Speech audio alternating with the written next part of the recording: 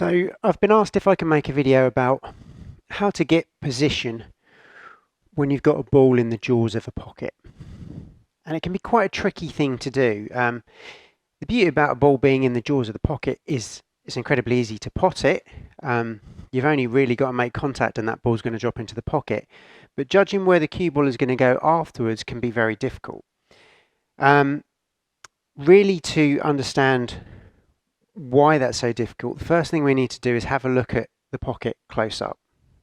So when we talk about a ball in the jaws of the pocket, it can obviously be anywhere around this sort of area, but when it tends to give people most problems is when the ball's quite deep into the jaws here and almost hanging over the pocket. And the reason for that is because it's so far in, it means that if the cue ball strikes one of these cushions around here, we're making contact with a curved cushion. The jaws on an English pool table have this curved shape to them. And when you strike those, it can be quite difficult to predict the angle that the cue ball is going to come back out at. When we strike a flat cushion, if the ball comes in at this angle, it's fairly easy to calculate that it's going to come out at the opposite angle of that. When we strike the curve of the cushion here, you could come towards this jaw here and actually then go back in the same direction because of the curvature of this cushion. A few millimeters this way and all of a sudden you're starting to come that direction, and then obviously once you get to the flat you're coming out here. So it's very difficult to work out exactly where that cue ball is going to be depending on where it makes contact with that curve. And because this ball is so far into the pocket, it's very likely that unless we hit this ball dead straight, we're going to run into one of these cushions. If you come dead straight, make perfect contact, then you could either stop dead or screw back along that same line, and that's fine. But if you are slightly to one side, the tangent line is taking you into these jaws, and whatever type of spin you put on the ball, it's quite likely that it's going to run into that cushion before any spin takes hold, and then you've got to work out where the ball is going to go after it's made impact. So we've seen that the shape of the jaws can cause us a bit of a problem, and the fact that we're so close to them. So our most predictable way about controlling the cue ball is to not contact them at all in the first place. Now, if we're in a dead straight line, we know that we can screw back in a dead straight line without touching those cushions and screw back from that. Only problem with a dead straight line is that we'd go into the middle pocket here. So if we just cheat this slightly, just hit a fraction to the side, that should bring us back this side of the middle pocket.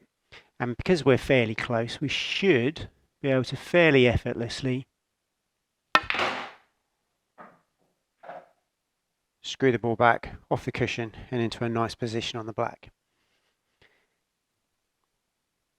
Now we're able to do that because we had a nice line into the red and we were quite close to it. Where that becomes more difficult is if we've got an angle or we're a long way away. So if we've got an angle, if we're over here and I make sort of full contact with the red and screw back, then that's not really helped us very much. We've come back into the cushion but not gone very far. Yes, I could play with some reverse side and stuff, etc., but I'm trying not to overcomplicate things here, keep it fairly simple. If I cheat the pot a little bit and come over to this side, so that we come out at a wider angle, because we're hitting it wider, we're then going into the cushion. Yes, we got up to that end of the table, but we have got to then work out where we're going to hit this cushion, what angle we're coming to this cushion, and how we get up there. Where it's even harder is when we are down the other end of the table. So if I'm right back here, and that ball's sort of central in the pocket,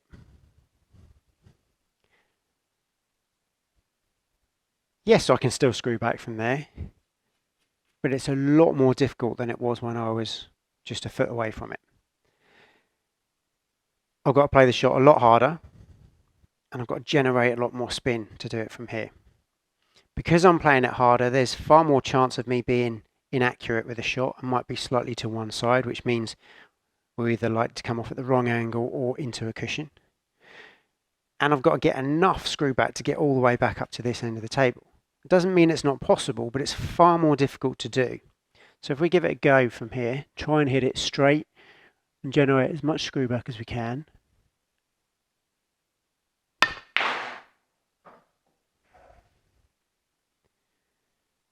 You see we've got enough screw back, but if you're watching closely, the cue ball hit the jaw here, which means I wasn't accurate. I didn't hit it full ball, I hit it slightly to the side, which has brought the cue ball into the jaw and back out.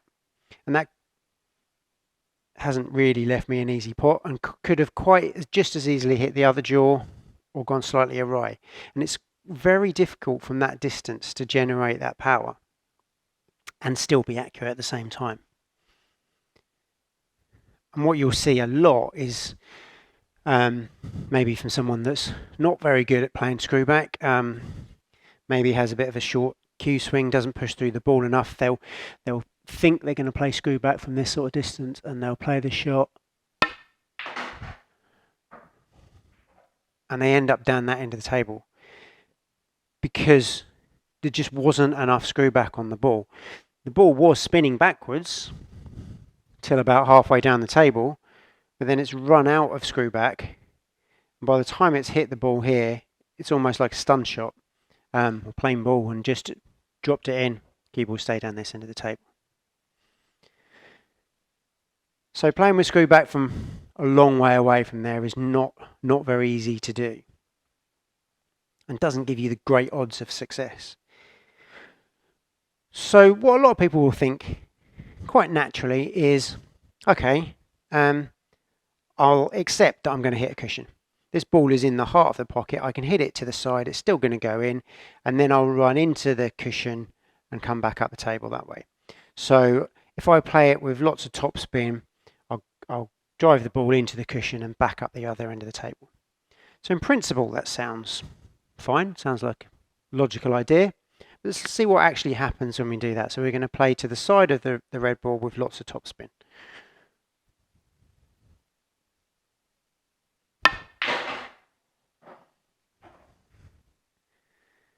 And you'll notice that the ball there started to come away and then almost stopped, almost decelerated. And if I do it again with even more, hit the ball a little bit fuller this time. See, the ball's actually almost ended up on the bottom cushion. So why has that happened? And this is all to do with how close we are to the cushion in the first place. What's happening is the ball is coming down here with lots of topspin, going this way, heading in that direction, down the table. The ball makes contact, and you then think, well, okay, it's then accelerating into the cushion, so it should bounce back that way. And it does, it goes into the cushion quite quickly, but it bounces back while still keeping topspin that way. So it bounces into the cushion, but then the topspin is still going this direction, grips on the cloth and pulls the ball back this way. It either slows it down, or if you've got too much, bends it round and brings it back down this way. And it has the complete opposite effect to what we're trying to achieve. We're trying to get the ball down that end of the table, and the topspin has actually taken the ball that way. So using topspin in this situation doesn't work. And it's a common mistake. You'll see people play it and not understand why, and that's the reason why that you don't use it in this situation. And if you think about it, if you want the ball to accelerate down that end of the table, then what you actually want is the opposite. So you actually want screw back. If you play the ball knowing that you're going to hit a cushion, so you come off it at a slight angle so that the ball comes into the cushion, the ball bounces out the cushion. If it's then got screw back as well, which is in that direction, the bounce and the screw back are going to accelerate the ball down the table. Again, you have to make sure that there's enough screw back there that it doesn't run out, like we did before when we were actually trying to screw back without touching the cushion. So if I play screw back and come and make sure we contact the cushion as well, see the ball accelerated up the table. So if you want the ball to accelerate down this way, then screw back is far more effective, well, completely the opposite effect to topspin.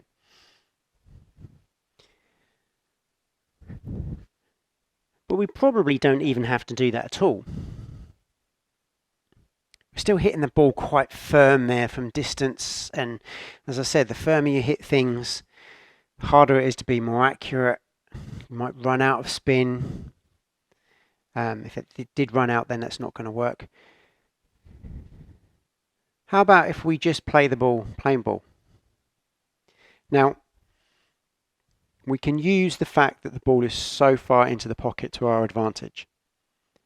If we play a shot and hit a ball fairly full on, plain ball, the cue ball runs out of energy because it's all soaked up by the object ball and it doesn't go very far. If we play a ball and just flick off the side of an object ball, the ball maintains a lot of its energy and will continue to roll in that direction. Because that ball is hanging over these jaws, we know that we've only just got to make the slightest contact with it and it's going to fall in. So if we just catch the very edge of this ball, then the cue ball is going to continue into the cushion and continue rolling. It will have no spin on it, so it's not going to be affected in the same way as we saw with topspin and screw back. So if we just aim just to flick off the very side of the red as fine as we can get it, making sure that we don't miss it,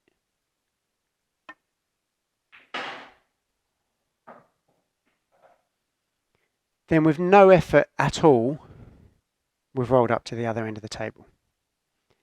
What you will notice is that we came the other side of the ball. In those previous attempts, we were sort of trying to come around this side, and we've gone that side. So why has that happened? And again, it comes back to the shape of these pockets. We've clipped off the edge of the red ball and come in to this curved part of the jaw. And because it's curved, if that was a dead straight line and we came in there, we'd expect the ball to come out in that direction. But because it's curved, the shape of that actually sends the ball back up this way.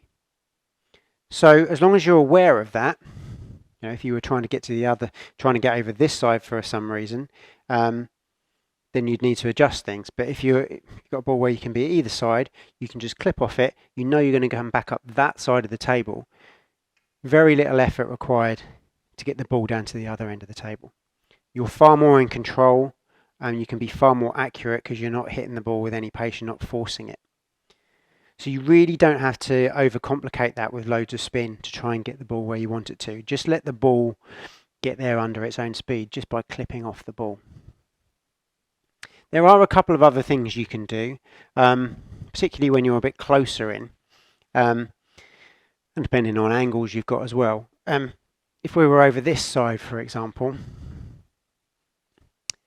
if I needed to hit the ball a bit thicker, say the ball was somewhere like this, and it wasn't going to quite come on that side, it's going to come a bit wider, it's probably going to come over in this direction. If I hit this here, going to come out in that direction with not quite so much momentum.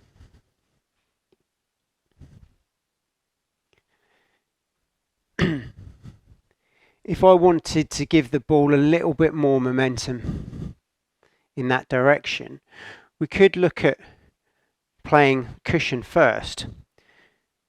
Because when we play the cushion first, then we're coming this way as we clip the ball, which means the momentum of the ball is travelling in that direction we want to travel.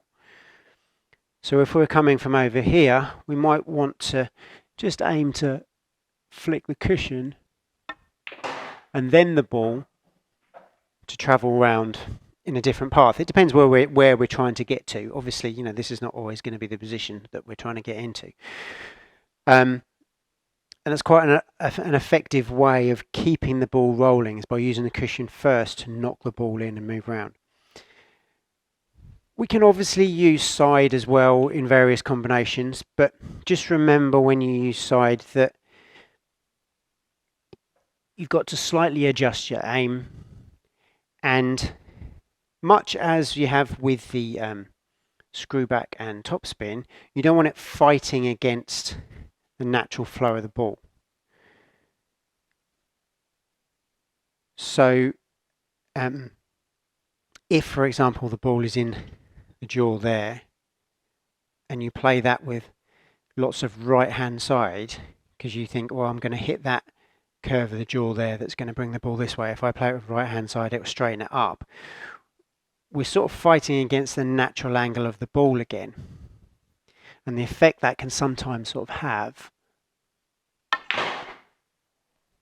is to slow things down again. There was a little bit of topspin on there as well, which didn't help demonstrate that, but anything that's fighting against the angle is going to decelerate the ball.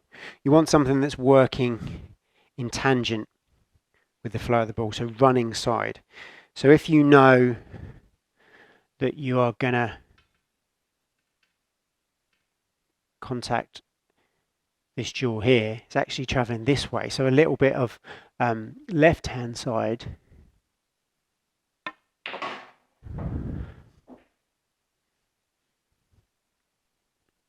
sorry bad demonstration, didn't hit it in the right place. You can see how difficult it gets straight away. As soon as I've started to use side, things are becoming more unpredictable, not so easy to work out where things are going to go.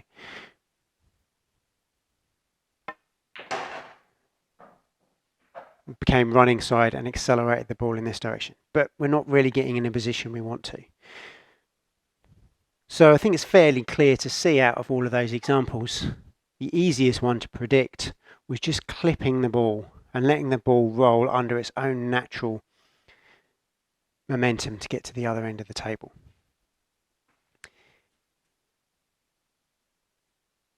So the things to remember are not to hit things too hard. Just because you're playing something with lots of power doesn't mean you're going to be flying up to the other end of the table. Quite often you'll find the complete opposite of what you're expecting. And if you are going to play anything at an angle where you're going to contact a cushion, think about where it's going to go. You've got to try and work out, if you're going to come into this cushion, where you're going to go next. So come around and have a look at it. See how far into this curve you're going to come. Are you going to come out the angle you expect, or are you actually going to go in the opposite direction? And you have to be very careful when the ball is in there. Just because I set all of these up with that ball in the center of the pocket like that, it might be that the ball's over this side, or the ball's over this side, or the ball's just a little bit further away. If the ball's a little bit further away, then when we hit cushions, we're hitting flat cushions. So it's easier for us to predict where the ball's going to go. So when a ball's in the pocket, very, very easy to pot. Almost impossible to miss it because you can hit it anywhere it's going to go in. Very difficult to judge where it's going to go.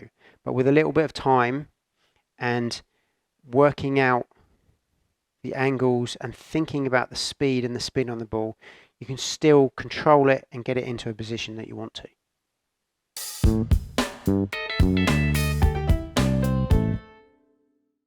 If you want to see more practice routines and pool tutorials, then please remember to subscribe. And if you're interested in any of the equipment I use in this video, then there are links in the description below.